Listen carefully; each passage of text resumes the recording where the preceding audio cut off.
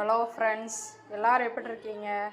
நாம் இன்றைக்கி ரவா கேசரி வெல்லத்தை யூஸ் பண்ணி எப்படி செய்யலாம் அப்படிங்கிறத பார்க்கலாம். அதுக்கு தேவையான பொருட்கள்: ரவை 3/4 கப்பு, சர்க்கரை 1 கப்பு, தேவையான அளவு முந்திரி, ஏலக்காய், நான் நெய் எடுத்துருக்கிறேன். நெய் உங்களுக்கு பிடிக்காது அப்படின்னா நீங்கள் உங்கள் வீட்டில் என்ன ஆயில் யூஸ் பண்ணுறீங்களோ அந்த ஆயிலை எடுத்துக்கலாம்.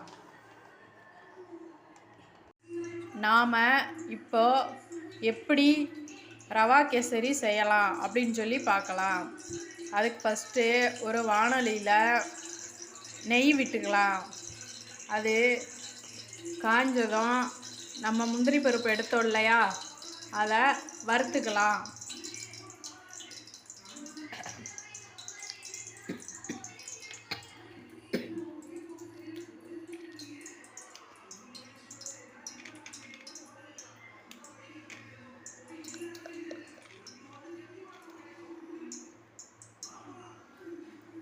காஞ்சிருச்சு. இப்போ முந்திரி பருப்பை வறுத்துக்கலாம்.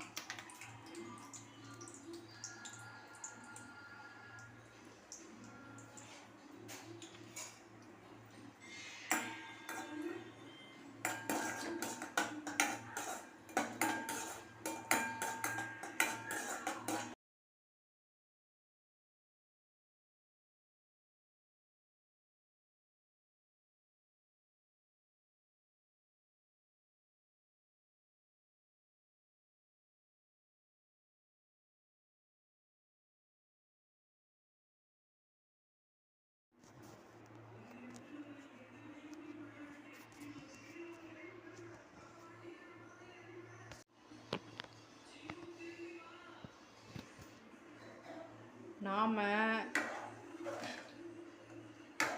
ரவையை நன்றாக வறுத்த பிறகு இப்பொழுது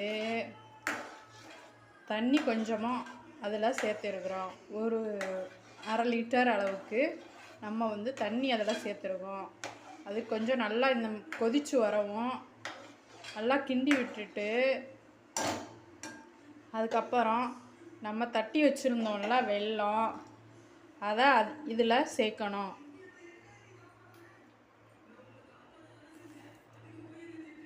வெல்லம் சேர்த்ததுக்கப்புறம் நல்லா அதை இந்த மாதிரி கிண்டி விட்டு, கைவிடாமல் நல்லா கிண்டிகிட்டே இருக்கணும். அப்படி இல்லை அப்படின்னா அது கீழே கட்டி சேர ஆரம்பிச்சிடும். அதனால் நம்ம நல்லா கைவிடாமல் கிண்டிக்கிட்டே இருக்கணும்.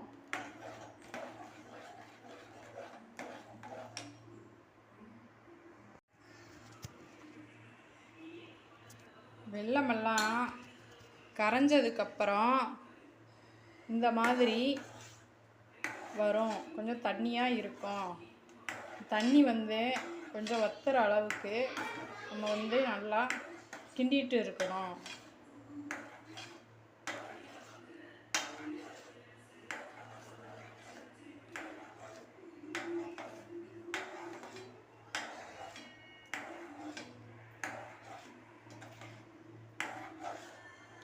கை விட்டுட்டோம் அப்படின்னா கீழே கட்டி சேர ஆரம்பிச்சிடும்.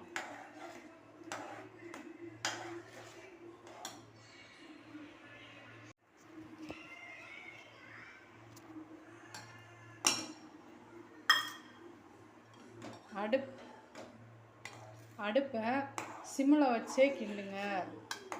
இல்லை அப்படின்னா கட்டி சேர்ந்துடும். நல்லா கிண்டிட்டு கொஞ்சம் இப்போ தான் கட்டியாக ஆரம்பிக்குது.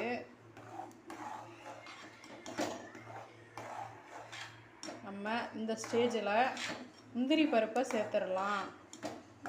முந்திரி பருப்பு, ஏலக்காயும்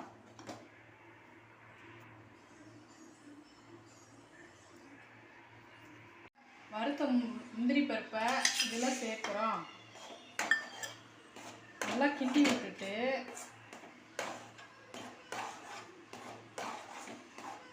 பார்த்தீங்கன்னா இப்போ கட்டி சேர ஆரம்பிச்சிருச்சு. நல்லா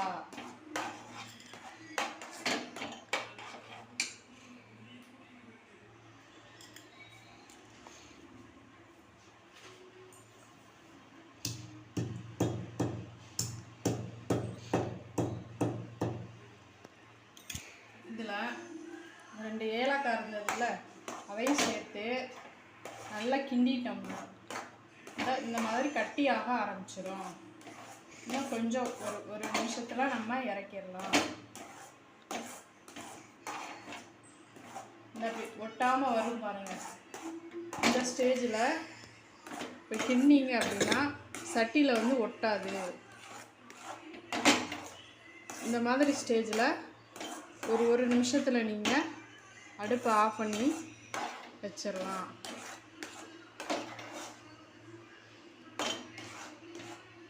அவ்வளோதான், கேசரி இப்போது ரெடி ஆயிடுச்சு. நம்ம அடுப்பை ஆஃப் பண்ணிடலாம்.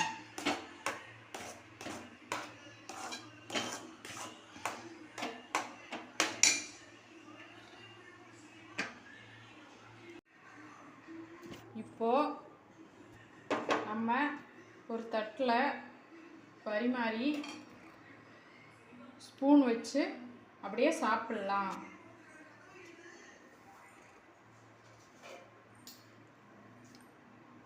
ஸ்பூன் வச்சு இப்போ சாப்பிட்டிங்கன்னா சூப்பராக இருக்கும்.